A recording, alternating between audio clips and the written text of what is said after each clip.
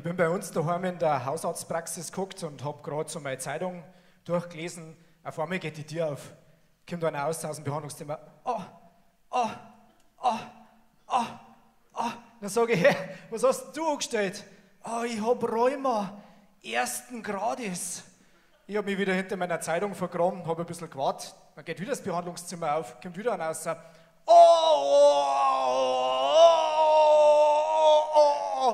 Dann sage ich, hey, was hast du angestellt? Ja, ich hab Rheuma, zweiten Grades. Ich habe meine Zeitung ausgelesen gehabt, habe eine andere Zeitung genommen, habe weiterblättert, geht wieder die Tür vom Behandlungszimmer auf, kommt dann raus, Dann sage ich, hey, was hast du angestellt? Du hast bestimmt Rheuma dritten Grades. Dann sagt er, na du Depp, ich habe Hämorrhoiden. Und der Doktor hat gesagt, ich muss es im Auge behalten.